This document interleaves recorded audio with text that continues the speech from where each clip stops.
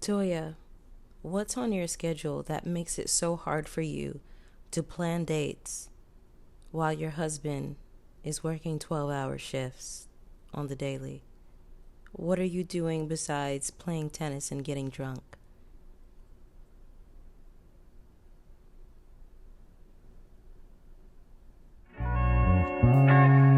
She just let me know, but they show no fish. Didn't say you found it, but she's still gonna hold on. Didn't say you found it, but she doesn't want. What's up, everybody? It's your girl, Bonnie Scotch. Thank you so much for clicking on my video today. I wanted to bring you a review for Married to Medicine. This is season 10, episode 10. Before I get into this recap, I wanted you all to go ahead and hit that like button for me.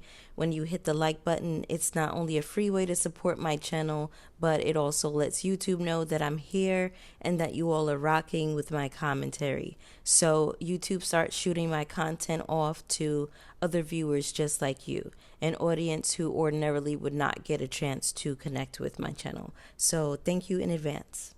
I'm not going to go in any particular order. I'm just trying to go by the order I remember. I didn't watch this episode over because I knew that it would annoy me, especially the bit at the end when all the men got together, but we'll talk about that later. So in this first scene, we have Simone and Toya meeting up and pretending to have a friendship. Simone is telling Toya that while she and Cecil were pillow talking, that Eugene revealed to Cecil that he doesn't want to plan dates for Toya any longer because all she does is complain. So Eugene works 12-hour shifts, and I can't understand for the life of me why it's so hard for Toya to simply plan a date. Pick the restaurant she wants to go to. Pick the spot she wants to visit. You're sitting at home. You don't have anything going on. It's not like your children are little babies. They're not toddlers anymore. Okay, they're super independent. I just don't get what the apprehension is. I feel like Toya just likes to complain. She likes to complain about everything that Eugene does. And once again, I don't feel as though she really likes this man. I feel like she loves him because they have history together and because they have children. But I don't feel like she likes him as a person, because for 10 years on my TV screen, we have seen some form of Toya being trifling towards Eugene and ungrateful. Now, I'm not going to go as far as to say emasculating him. I feel like when people say that, they're being really dramatic. I feel like a man, and only a man, can determine what his manhood is and what it means to him.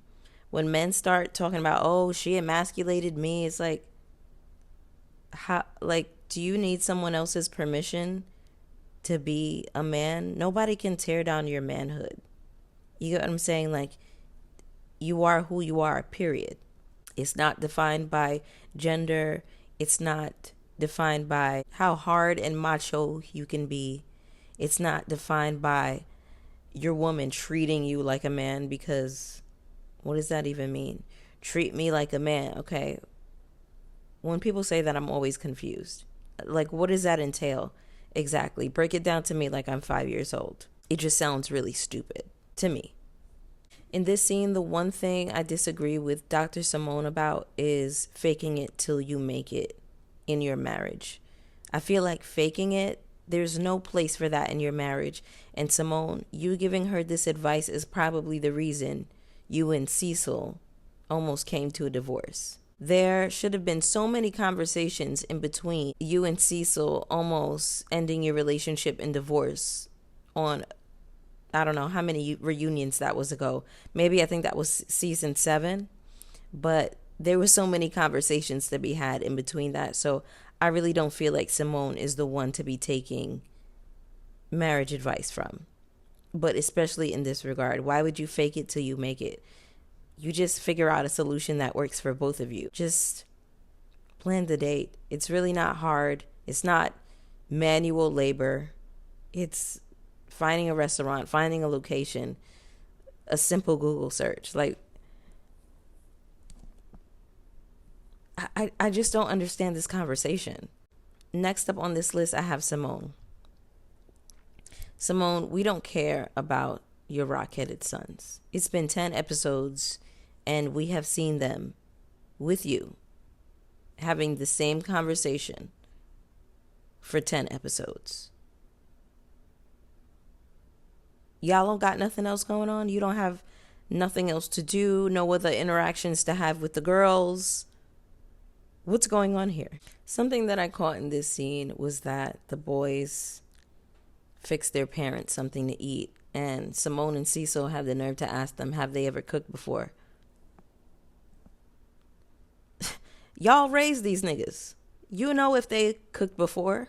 They've been living in your house. Why didn't one of y'all teach them how to cook? Have you ever seen either of them watching the Cooking Channel or Food Network? Have they ever expressed any interest in cooking? So I just don't understand why y'all would ask them if they've cooked before. You know they haven't. This is a skill that you grow up learning. So this is my issue. Y'all raise these boys, right? And by the time they're grown, they don't know how to clean up. They don't know how to do laundry. They don't know how to boil an egg, boil a pot of rice, right? But then they'll run up in another woman's house and expect that she cooks and cleans for them. But then y'all want to buy them an apartment and then wonder whether or not they've cooked before. Anyway, in the next scene, Heavenly, she is at her dental practice. She and Maddie, T.S. Madison, are apparently really cool. And I really loved seeing this relationship. I remember that Heavenly went on Queen's Court, and we know how ignorant Heavenly can be. So it is a little shocking to me that Heavenly is so open to this topic, but they are both from Miami. So I know that that connection kind of like helps the bond and the dynamic between them. So it's just really cool seeing Heavenly be so like open about it. I don't want any transphobia in my comments, to be clear. There will be no Maddie slander tolerated ever on this platform or on this channel. So I just wanted to be really clear about that. It was really good to see Maddie, T.S. Madison, and I love her down. She is that girl. That's all, for real. Next up, we have Jackie. Jackie is filming a commercial about, you guessed it, the Black maternal mortality rates in the U.S. It's just so wild that she keeps pushing this agenda on TV, but on YouTube, she's saying that Black women are crying wolf to get out of work and that they're dramatic while they're pregnant. Yeah, it really just drives home the point that sometimes the good work we see people doing is just a facade. It's just smoke and mirrors. We also see that Jackie is at her office seeing a few patients. I really don't care for her bedside manner. I said it before and I'll say it again. If I had to choose between Dr. Jackie and Dr. Simone as doctors, I would absolutely go with Simone. We see a scene with one of Jackie's patients, and she's commenting on this woman's BMI. She's telling her that she's morbidly obese, and the tone in which she said it and the faces she was making, you would think that this woman was like 600 pounds. The woman really wasn't big at all. I just think that if you were over 160 pounds, Dr. Jackie is going to call you a fat bitch. Like, we've seen her have this interaction with somebody on the show previously in the very, very beginning of Married to Medicine, like when Heavenly first got on. I don't know if you all remember. The plus-size woman who was in a pageant, and Jackie made some comments about her weight, and Heavenly corrected her. And when Heavenly corrected her, Jackie told her that she wasn't a real doctor. She was just a dentist, and that she needed to hush. All right. So in this final scene, we have all of the men linking up to have drinks and smoke cigars, of course. Kema, who is Dr. Alicia's husband, this man from Nigeria, was quick to let this group of men know that he's sexist, misogynistic trash. He says he wishes that men had a voice and that men could speak up because men have lost their voices. He said he's from a place where men are dominant and that he has to be a leader. Shout out to Santana Caress. She's a chef. I met her through a really good homegirl of mine. You all, excuse me, you all may know her as Jade of all Jades, but they have a business together called For the Culture Catering. Anyway, Santana said something. She was on her Instagram stories the other day, and I took note of this, and I loved her framing of this. She was saying, why do men feel as though they need to lead somebody somewhere? And why do women accept it? Where are these men leading you to? And what does it mean exactly to be a leader? Does it mean that he picks where you live? Does it mean that he picks all the restaurants and events that you frequent?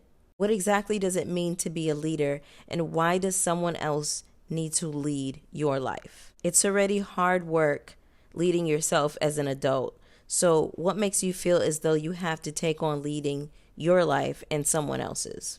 It's just wild to hear a man say that men don't have voices anymore when abortion rights have just been taken away.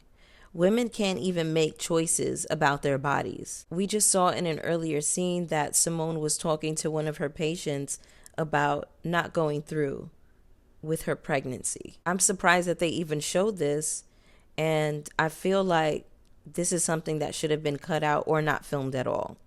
I think that this woman leaving the state to not go through with the pregnancy is illegal. And I feel like that is something that should have been kept private. This should have been between Simone and this woman, because I feel like it has or may have legal implications for this patient and Simone. Now, I don't know what the laws are in Georgia, so maybe it is okay, but it still made me very uncomfortable watching this because it is Georgia after all, right? It is the South.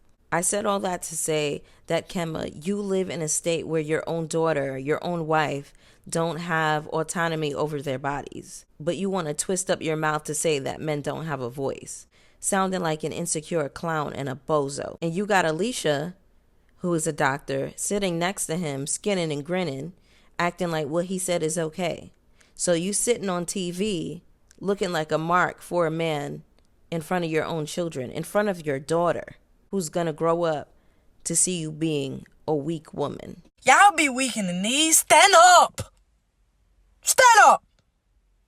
And you're the one who she's going to model herself after.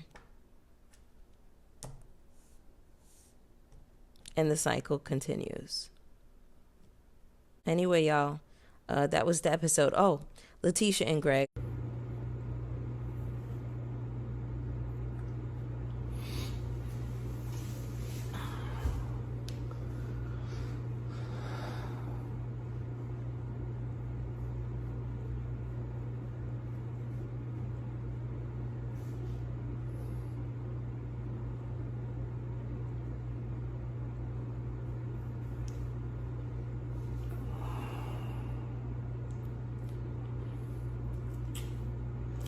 I'm not gonna talk about. I'm not gonna talk about that lady.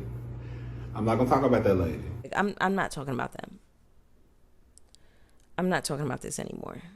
Shout out to Greg being supportive. I ain't got nothing else to say about that. I'm gonna leave it alone. Anyway, that was the episode, y'all. Drop down in the comments with me. Let me know what you felt about the episode. Let's chat. You know, I want to hear from y'all. And, oh, don't forget to hit the like button on your way out. And I'll see y'all for the next one. Peace. I've been all in my phone, I got options, and I don't wanna tell you to drop it.